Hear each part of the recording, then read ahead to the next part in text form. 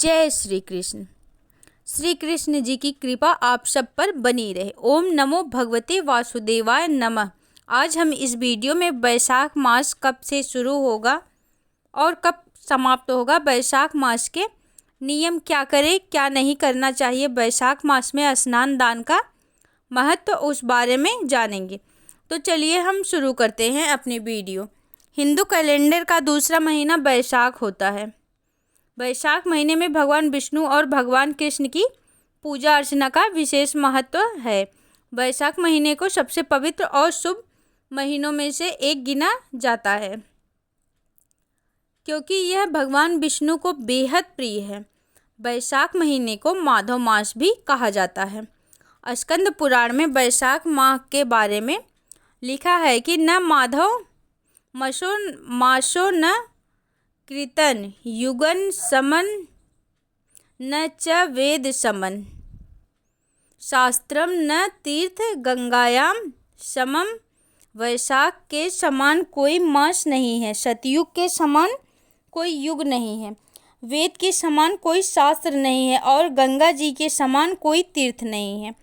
इस साल वैशाख मास की शुरुआत 2 अप्रैल से होगी और वैशाख मास का समापन 1 मई 2026 को होगी। इस मास को ब्रह्मा जी ने सब मासों में से उत्तम सिद्ध किया है। यह मास माता की तरह सब जीवों की इच्छा को पूरा करने वाला है। यह महीना वृक्षों में कल्प वृक्ष के समान और भगवान विष्णु को प्रसन्न करने वाला है। वैशाख मास स्नान और चैत्र पूर्णिमा से वैशाख मास स्नान का प्रारंभ हो जाता है और यह पूरे वैशाख मास चलता है और वैशाख मास की पूर्णिमा पर कपड़े धोना इसका समापन होता है। यह वैशाख मास पूर्णिमा से हो जाएगा। शुरू होकर वह साधु पूर्णिमा पर ही इसका समापन होता है। हम जो वैशाख मास के नियम स्नान दान जो भी लेंगे उन सबका उद्यापन हमें वैशाख पूर्णिमा पर करना होता है। इसलिए वैशाख स्नान की चैत्र पूर्णिमा से ही शुरू करना चाहिए।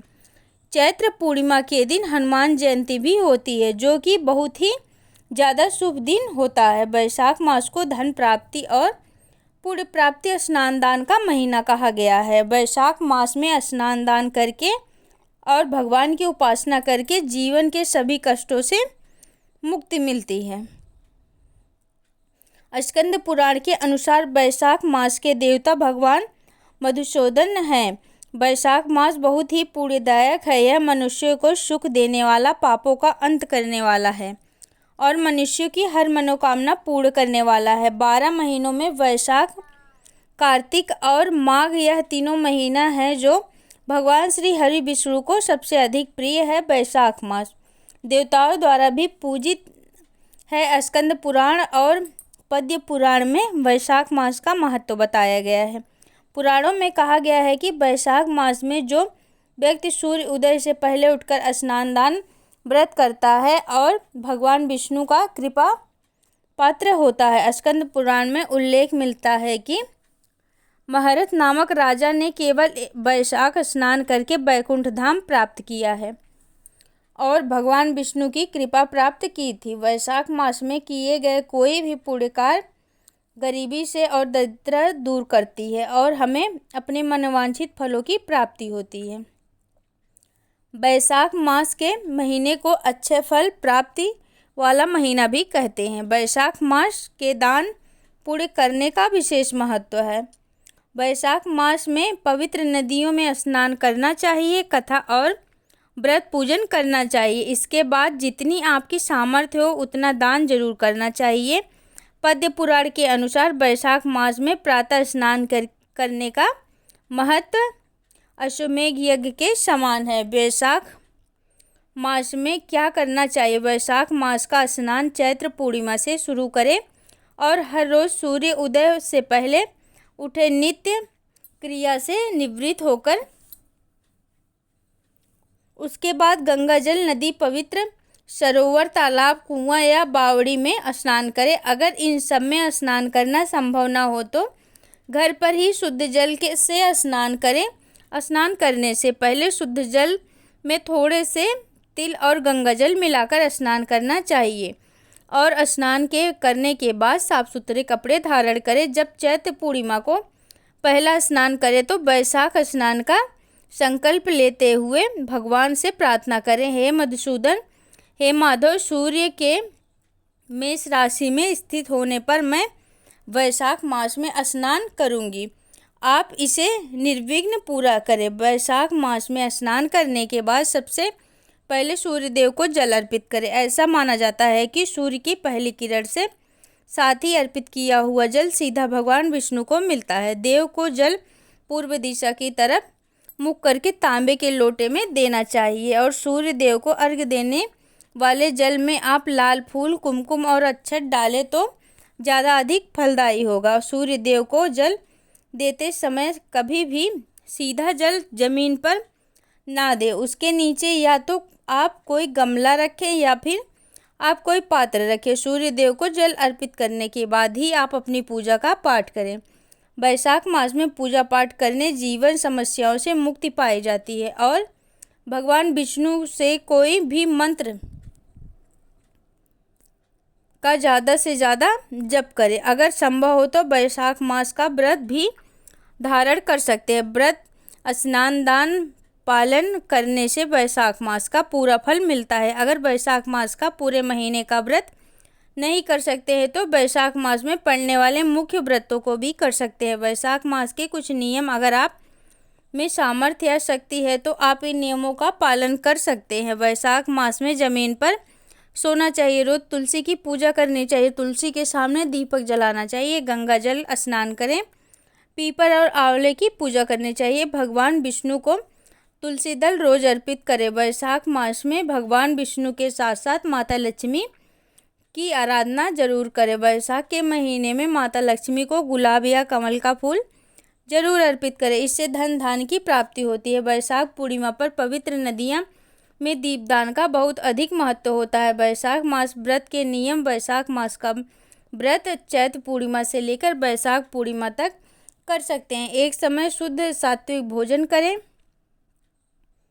वैशाख मास व्रत करने वाले कुछ बातों का विशेष ध्यान रखें। स्कंद पुराण में लिखा हुआ है, इसके अनुसार इस मास में तेल लगाना, दिन में सोना और कांसे के बर्तन में भोजन नहीं करना चाहिए। इस मास में बिना प्याज लहसुन के भोजन करें, शुद्ध सात्विक भोजन ग्रहण करें। वैशाख के महीने में गाजर, मसूर की दाल नहीं खानी चाहिए। स्नान हमेशा वस्त्रों के साथ ही करें, रात में भोजन नहीं करना चाहिए। इस मास में सूर्यास्त होने से पहले भोजन कर लें और ज़्यादा से ज़्यादा भगवान के मंत्रों का जप करें और ध्यान से व्यतीत करें। इस मास में पत्ते पर भोजन करना चाहिए जो कि बहुत ही ज़्यादा शुभ माना जाता है। वैशाख के महीने में तुलसी की पूजा का महत्व। इस महीने में तुलसी पूजन का करना अत्यधिक शुभ माना जाता है। इस महीने में नियमित रूप से तुलसी जी में जल सींचे, तुलसी का पौधा लगाएं। नियमित रूप से सुबह और शाम तुलसी का पूजन करें, दान करें, तुलसी की कथा करें, तुलसी की आरती। वैशाख के महीने में दीपदान का महत्व। वैशाख मास में दीपदान करने का भी बहुत अधिक महत्व है। इस महीने में दीपदान जलाशयों के समीप, देव वृक्षों के समीप, पीपल, आंवला, तुलसी, बेलपत्र के समक्ष भी दीपदान करना बहुत ही ज़्यादा शुभ माना जाता है। घर पर मुख्य दरवाजे पर दीपदान जरूर करें। दीपदान आप या तो ब्रह्म मुहूर्त में या शाम के समय कर सकते हैं। वैशाख के महीने में जल दान करने से अच्छे पूर्ण फल प्राप्त होता है। जो फल दान करने में असमर्थ है वह तो दूसरों को जल दान करने के लिए प्रेरित करें। इस मास में जो प्याऊ लगवाता है वह देवता, ऋषि और पितृ सभी लोग तृप्त करता है। जिसने एक व्यक्ति को भी जल पिलाया है वह ब्रह्मा, विष्णु और भगवान शिव की कृपा प्राप्त करता है।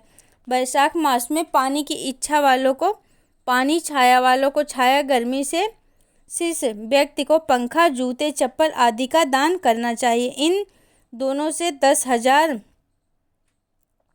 राजस्व यज्ञ के फल के बराबर पुण्य प्राप्त होता है। इस महीने में वैशाख कहते हैं। वैशाख मास का संबंध विशाखा नक्षत्र से होता है, इसलिए इस महीने को विशाखा और वैशाख मास कहते हैं। विशाखा नक्षत्र के स्वामी देव गुरु बृहस्पति हैं और देवता इंद्र भी हैं।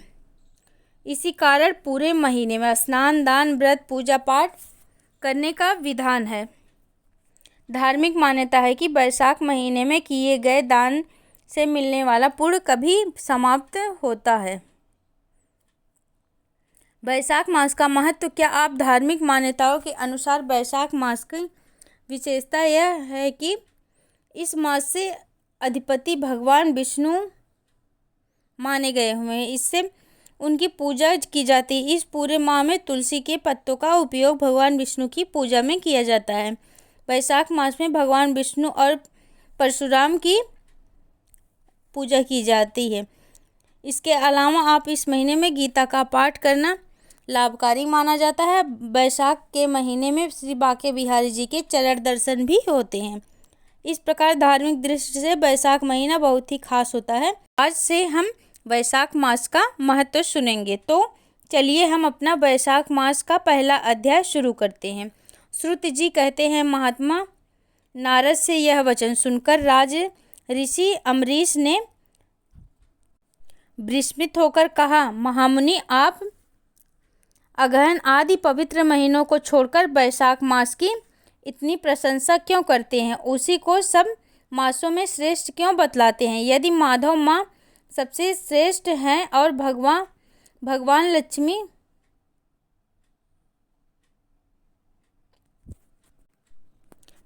लक्ष्मीपति को अधिक प्रिय है, तो उस समय स्नान करने से की क्या विधि है? वैशाख मास में किस वस्तु का दान, कौन सी तपस्या तथा किस देवता का पूजन करना चाहिए? कृपा निधि उस समय किए जाने वाले पूरे कर्म का आप मुझे उपदेश कीजिए। सद्गुरु के मुख्य से उपदेश की प्राप्ति दुर्लभ होती है, उत्तम देश है और काल का मिलना भी बड़ा कठिन होता है। राज्य प्राप्ति आदि दूसरे कोई भी भाव हमारे हृदय को इतनी शीतलता नहीं प्रदान करते जितनी कि आपका यह समागम। नारद जी कहते हैं,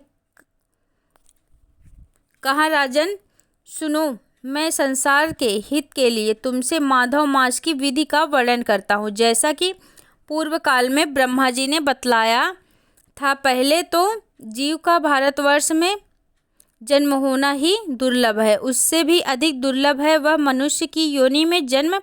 मनुष्य होने पर भी अपने अपने धर्म के पालन में प्रवृत्ति होना तो भी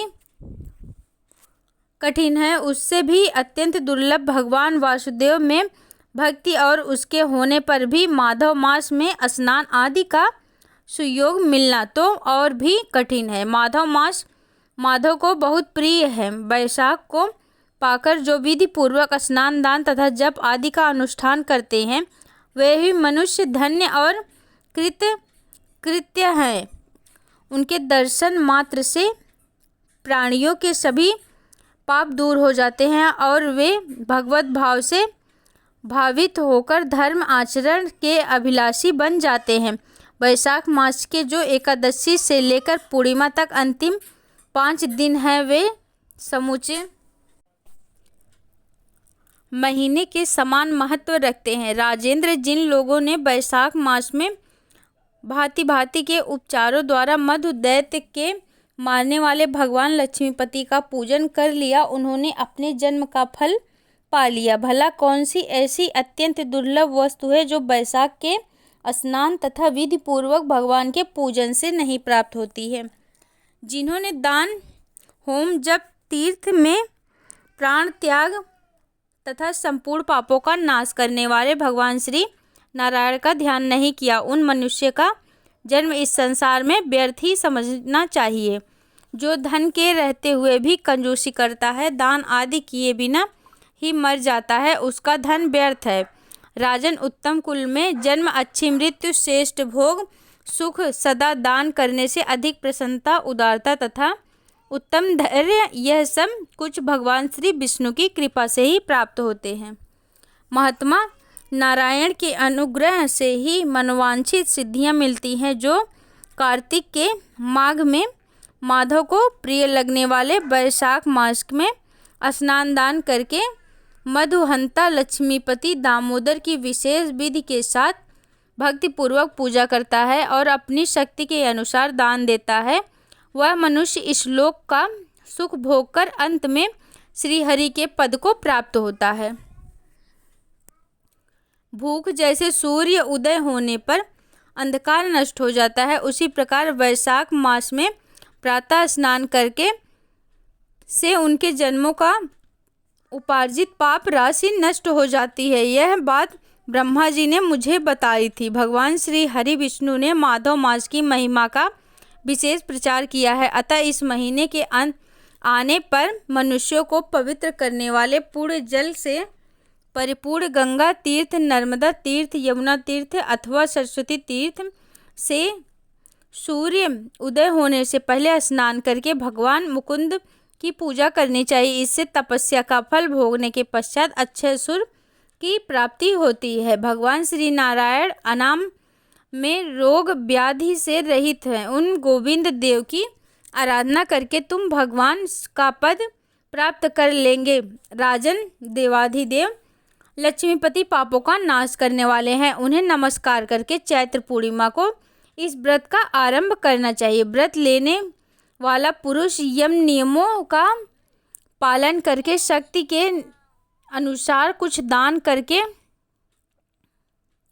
भविष्य भोजन करे, भूमि पर सोए, ब्रह्मचर्य व्रत से दृढ़ता पूर्वक स्थित रहे तथा हृदय में भगवान श्री नारायण का ध्यान करते हुए आदि तपस्याओं के द्वारा शरीर को सुखाए। इस प्रकार नियम से रहकर जब वैशाख की पूर्णिमा आए उस दिन मधु तथा तिल आदि का दान करे। श्रेष्ठ ब्राह्मणों को भक्तिपूर्वक भोजन कराए, उन्हें दक्षिणा सहित धेनु तथा दान दे। वैशाख स्नान के व्रतों में जो कुछ त्रुटि हुई हो उसकी पूर्णता के लिए ब्राह्मणों से प्रार्थना करें।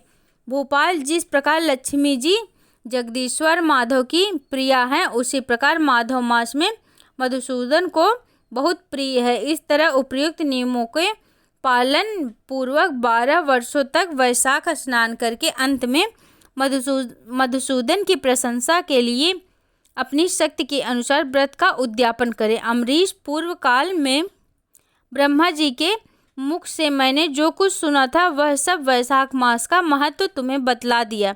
महाराज अम्बरीश ने पूछा, मुनि स्नान में परिश्रम तो बहुत बड़ा या बहुत थोड़ा है, फिर भी उससे अत्यंत दुर्लभ फल की प्राप्ति होती है। मुझे इस पर विश्वास क्यों नहीं होता, मुझे मोह क्यों हो रहा है। नारद जी ने कहा, राजन तुम्हारा संदेह ठीक है, थोड़े से परिश्रम के द्वारा महान फल की प्राप्ति असंभव सी बात है, तथापि इस पर विश्वास करो क्योंकि यह ब्रह्मा जी की बतलाई हुई है। धर्म की गति सूक्ष्म होती है, उसमें समझने से बड़े बड़े पुरुषों की भी कठिनाई होती है। श्री हरि की शक्ति अचित्य है और उनकी कृति में विद्वानों को भी यह मोह हो जाता है। विश्वामित्र आदि क्षत्रिय थे, किंतु धर्म का अधिक अनुष्ठान करने के कारण ब्राह्मण तत्व को प्राप्त हो गए, अतः धर्म की गति अत्यंत सूक्ष्म है। भूपाल तुमने सुना होगा, अजामिल अपनी धर्म पत्नी का परित्याग करके सदा पाप के मार्ग पर ही चलता था, तथापि मृत्यु के समय उसने केवल पुत्र के स्नेहवश नारायण कहकर पुकारा। पुत्र का चिंतन करके नारायण का नाम लिया, किंतु इतने से ही उसको अत्यंत दुर्लभ पद की प्राप्ति हुई। जैसा अनिच्छा पूर्वक भी यदि आग का स्पर्श किया जाए तो वह शरीर को जलाती ही है, उसी प्रकार किसी दूसरे निमित्त से भी यदि गोविंद का उच्चारण किया जाए तो वह पाप राशि को भस्म कर डालता है। जीव विचित्र है, जीवों की भावनाएं विचित्र है, कर्म विचित्र है तथा कर्मों की शक्तियाँ भी विचित्र है। शास्त्र में जिसका महान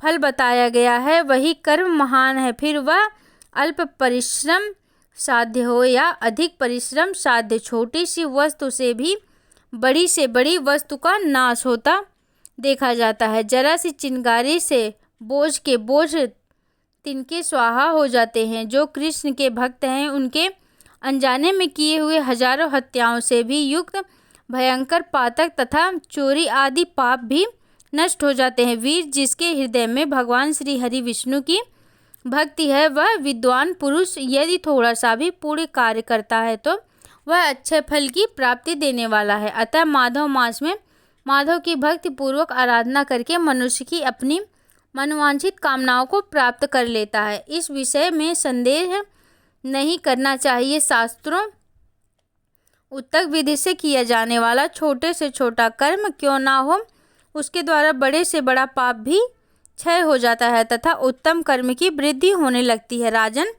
भाव तथा भक्ति दोनों ही अधिकता से फल में अधिकता होती है। धर्म की गति सूक्ष्म है, वह कई प्रकारों से जानी जाती है। महाराज, जो भाव से हीन है उसके हृदय में उत्तम भाव एवं भगवान की भक्ति नहीं है। वह अच्छे देश और काल में जाकर जीवन भर पवित्र गंगा जल से नहाता है और दान देता रहे तो भी कभी शुद्ध नहीं हो सकता, ऐसा मेरा विचार है। अतः अपने हृदय कमल में शुद्ध भाव की स्थापना करके वैशाख मास में प्रातःकाल स्नान करने वाला जो विशुद्ध चित्त पुरुष भक्ति पूर्वक भगवान लक्ष्मीपति की पूजा करता है उसके पुण्य का वर्णन करने की शक्ति मुझ में नहीं है। अतः भोपाल, तुम वैशाख मास के फल के विषय में विश्वास करो। जो छोटा सा शुभ कर्म भी सैकड़ों पापों का नाश करने वाला होता है। जैसे हरि के नाम से भय के राशि में राशि पाप नष्ट हो जाते हैं, उसी प्रकार सूर्य के मेष राशि पर स्थित होने के समय प्रातःकाल स्नान करने से तथा तीर्थ में भगवान की स्तुति करने से सभी समस्त पापों का नाश हो जाता है। जिस प्रकार गरुड़ के तेज से सांप भाग जाते हैं उसी तरह प्रातःकाल वैशाख स्नान करने से पाप पलायन कर जाते हैं। यह निश्चित बात है। जो मनुष्य मेष राशि के सूर्य में गंगा या नर्मदा के जल में नहाकर 1 या 2 तीनों समय भक्ति भाव से 7 पाप प्रसन्न मन नामक स्रोत का पाठ करता है वह सब पापों से मुक्त होकर परम पद को प्राप्त होता है। अमरीश, इस प्रकार मैंने थोड़े में यह वैशाख स्नान का सारा महत्व सुना दिया। अब तुम और क्या सुनना चाहोगे? वैशाख मास का पहला अध्याय समाप्त हुआ।